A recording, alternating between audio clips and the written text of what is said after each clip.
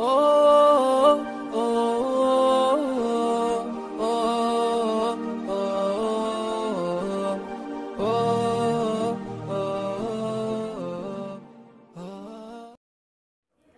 A'udzubillahi samil alim minasyaitonir rajim. Bismillahirrahmanirrahim. Aqulu lakum ayyuhal ikhwah, assalamualaikum warahmatullahi wabarakatuh. Allahumma sholli ala Muhammad wa ali Muhammad.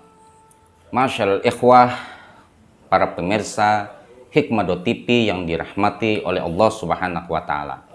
Berjumpa kembali kita di Hikmah Ramadan, dan hari terus berlalu, kemudian tak terasa kita memasuki hari ke-8 bulan suci Ramadan. Kita selalu berharap semoga pelajaran-pelajaran tarbiyah Madrasah Ruhiyah Ramadan ini bisa menjadikan kita untuk selalu memahami hakikat dari bulan Ramadan. Masyaallah ikhwah yang dirahmati Allah Subhanahu wa taala. Sayyidina Ali karramallahu wajhah pernah mengatakan, jangan jadikan perut-perut kalian sebagai kuburan hewan. Apa maksudnya ini? Mungkin saja maksudnya jangan kalian itu terlalu banyak memakan daging. Dan apa maksudnya itu? Maksud dari esensi apa yang dikatakan oleh Sayyidina Ali karramallahu wajhah ini adalah jangan kalian memakan daging, jangan kalian menjadikan perut kalian kuburan hewan, jangan kalian mencari nafkah, mencari sesuatu yang diharamkan oleh Allah Subhanahu wa taala. Jangan masukkan segala makanan ke perut kalian yang makanan tersebut didapatkan dengan cara yang haram. Masyaallah ikhwah rahimakumullah. Mungkin kita banyak memahami mendapatkan makanan dengan cara yang haram itu dengan cara yang mencuri. Padahal bukan itu saja. Ketahuilah bahwa sebagian dari apa yang kita miliki itu bukan hak kita, tetapi ada sebuah kewajiban untuk kita berikan kepada sesama kita yang sangat memerlukan. Tidak semua apa-apa yang kita miliki itu semuanya adalah hak bagi kita untuk mempergunakannya. Tetapi sebagian dari itu harus diberikan kepada sesama kita yang sangat membutuhkan. Itulah mungkin maksud dari apa yang dikatakan oleh Imam Ali ini, bahwa jangan jadikan perut-perut kita sebagai kuburan hewan. Masyaallah ikhwah yang dimuliakan Allah Subhanahu wa taala. Ramadan merupakan sebuah bulan yang diagungkan oleh Allah Subhanahu wa taala.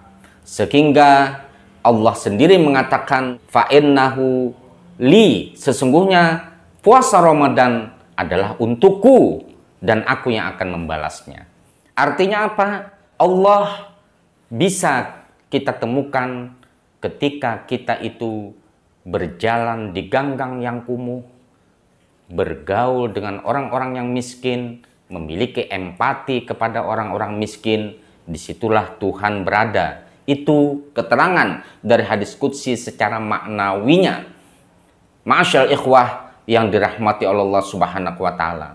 Oleh karena itu, tanamkanlah di dalam diri kita itu moralitas, makna dari moralitas sebuah ibadah. Karena semua ibadah yang diperintahkan Allah Subhanahu wa taala memiliki dimensi moralnya.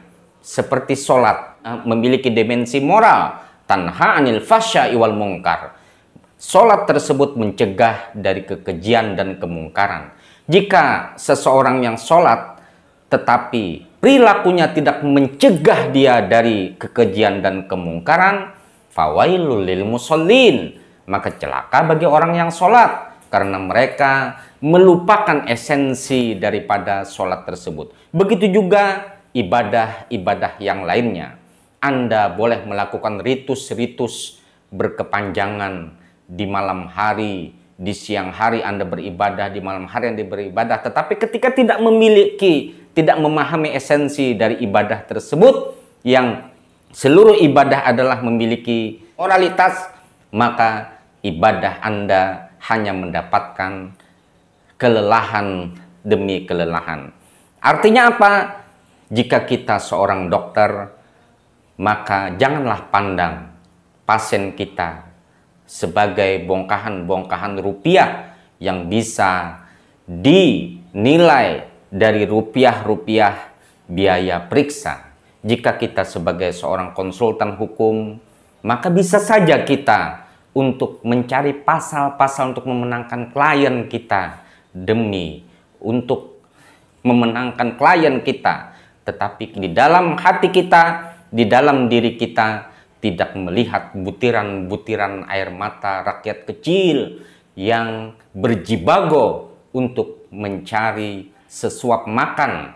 Mereka itu hanya memikirkan dunia. Apabila kita sebagai seorang pejabat, tanamkan di dalam diri kita bagaimana butiran-butiran air mata rakyat kecil.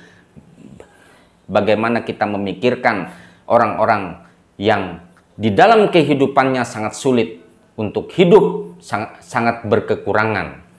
Apapun jabatan kita, apapun profesi kita, jadikan hal yang semua itu untuk selalu menuju Allah Subhanahu wa Ta'ala. Bagaimana jalan untuk menuju Allah? Jalan tercepat menuju Allah Subhanahu wa Ta'ala adalah berkhidmat kepada manusia. Jalan yang sangat dekat dan terinstan menuju Allah Subhanahu wa Ta'ala itu berkhidmat kepada manusia. Jangan jadikan perut-perut kita sebagai kuburan hewan.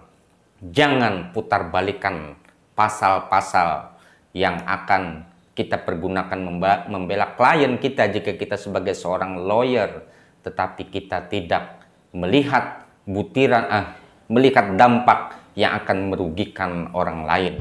Begitu pula apapun profesi kita, selalu kita itu untuk menuju Allah Subhanahu wa Ta'ala, berjalan menuju Allah Subhanahu wa Ta'ala, menanamkan empati sosial kita kepada sesama kita. Sampai berjumpa pada hikmah Ramadan yang akan datang. Khudil hikmata walau fi yadil mujrimin. Ambillah hikmah walaupun di tangan orang-orang yang zalim. Al-afu minkum. Assalamualaikum warahmatullahi wabarakatuh.